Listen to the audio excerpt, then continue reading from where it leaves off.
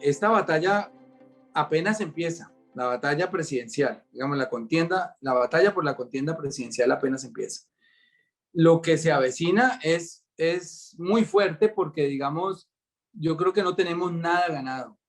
Aunque Petro encabeza las encuestas, uno sabe que el establecimiento tiene todos los poderes cooptados, los tiene en su mano y los va a usar para tratar de impedir la llegada de Gustavo Petro a la presidencia.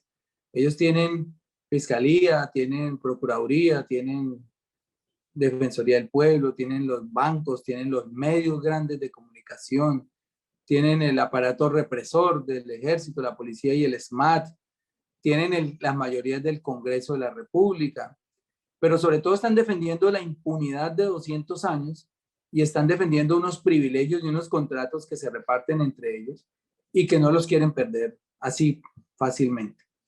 Entonces, yo sé que va a ser una batalla muy dura porque van a intentar hasta lo imposible, hasta el fraude electoral incluso, porque también tienen la registraduría y también tienen el Consejo Nacional Electoral.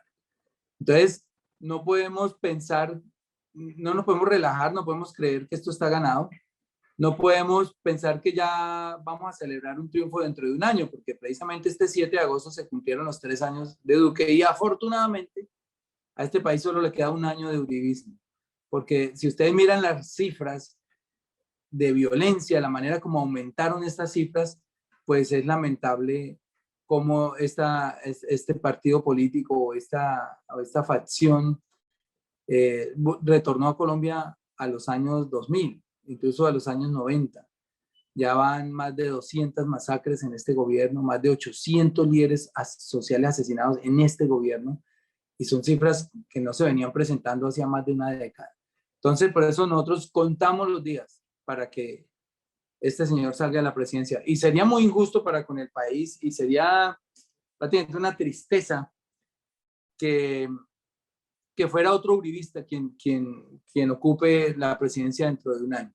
Por eso esta carrera presidencial arrancó tan accidentada, ¿no? Y digamos, entre los candidatos ya empieza a haber como una guerra mediática por ahora, y seguramente va a ser así en Twitter, pero eso se va a trasladar a los medios y cuando vengan los debates presidenciales, pues obviamente a los debates.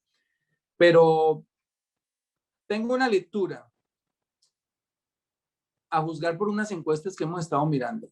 Si el gobierno sigue con el sol a la espalda, está muy difícil que pueda recomponer las finanzas. Este es un país que está hoy prácticamente en la quiebra, endeudado. Ayer el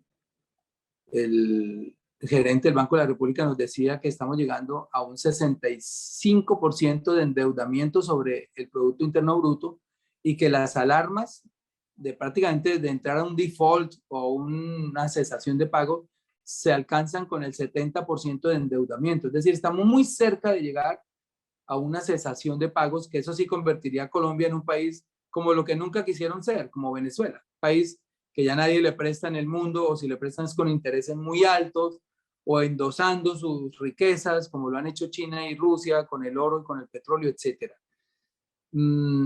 Tendríamos que, estaríamos ante un escenario prácticamente de canibalismo político, y por eso la campaña promete ser muy, muy, muy dura. Hay otro escenario que nosotros estamos planteando a raíz de esas encuestas, y es que de pronto el uribismo no pase a segunda vuelta. Y eso convertiría al centro y a la izquierda, o al centro, la centroizquierda y la centro derecha, se convertiría en los candidatos de la segunda vuelta. O sea, ya garantizaríamos que no vuelve el uribismo y ya habría un enfrentamiento entre, digamos, si es Petro, el de la centro izquierda, y por decir algo, Fajardo o Gaviria en la centro derecha. Y ahí más o menos es que se pinta el panorama, aunque cuando yo le menciono a usted todos esos poderes que tienen contados ellos, yo creo que me parece imposible que ellos no sean capaces de montar un candidato como lo hicieron con Duque en tiempo récord, que nadie lo conocía y en 2 meses ya estaba encabezando las encuestas, porque en esto también las encuestadoras hacen su trabajo, y es posicionar unos personajes que no están marcando, pero ellos los ponen ahí a sonar, y después dicen que van, el caso de Duque es muy, diciente. Duque empezó con 1% en las encuestas. Nadie lo conocía. Bueno, lo conocían ciertos sectores políticos. Después pasó al 6, después al 8, un día dio un salto al 16 y cuando menos pensamos ya todas las encuestadoras hicieron coro y era el candidato preferido y ya tenía 36 puntos. ¿Quiénes son los dueños de las encuestadoras? Bueno, la encuestadora Guarumo es de un señor que trabaja ahí en la Casa de Nariño, que es consejero. La encuestadora de Atexco le dio 50 millones de pesos a la campaña de Duque. Y así usted empieza a mirarlas todas y son del establecimiento, pero no siquiera del establecimiento, sino del uribismo, salvo algunas. Hay algunas más independientes, como Cifras y Conceptos, etcétera. Pero la mayoría, las que hacen coro para inflar un candidato, son del uribismo. Entonces no descarto que de aquí al comienzo de año cojan un candidato como Duque que no tiene ninguna popularidad y las encuestadoras lo pongan a sonar y después lo pongan en primer lugar. Y la gente como es tontica y se cree que es que el que va ganando es que el que va a ganar, pues se suma, se monta en ese bus y así la hacen siempre. Espero que la gente esta vez no le crea a estas encuestadoras.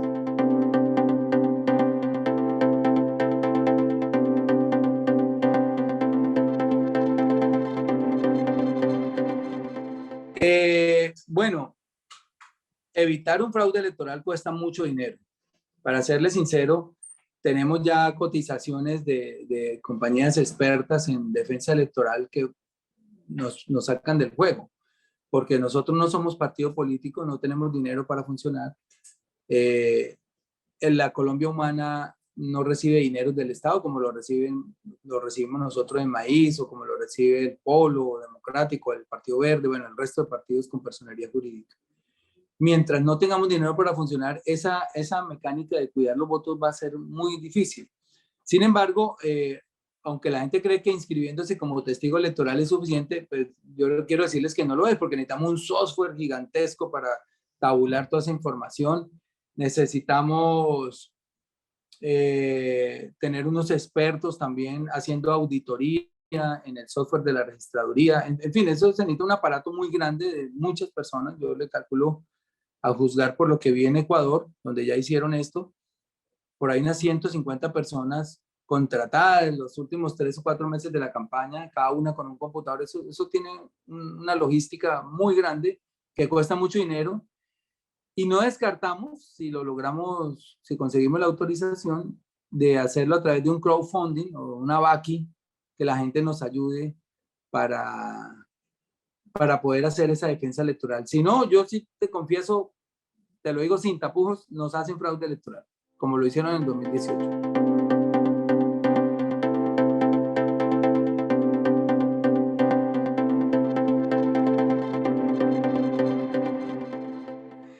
No, las vaqui son una expresión democrática de la solidaridad de la gente cuando ven una causa noble y obviamente yo me enamoré de las vaquis con esto que hicieron con los muchachos de la primera línea, de comprarles sus cascos, sus gafas. Creo que la gente quedó muy contenta. Ayer mismo estábamos repartiendo el último dinero para las familiares de las víctimas. La gente llama muy agradecida. Yo les digo que eso no es plata mía, que eso es plata de 4.988 personas que creyeron en la vaqui y aportaron a la vaqui. Y entonces me parece que muy difícil conseguir, por decir algo, si la defensa electoral vale 1.000 millones o 2.000 millones, no creo que se puedan conseguir de la noche a la mañana sin una personería jurídica, pero si uno puede levantarse 500 para empezar el trabajo con una vaqui y cuando ya lleguen las campañas, que uno sabe que los bancos le prestan a los movimientos sobre ignorando, digamos, la votación por el precio que paga el gobierno por cada voto, ¿no? La reposición de votos. Entonces ahí ya vendría el otro dinero, pero no descartamos de verdad hacer una vaqui para hacer esto.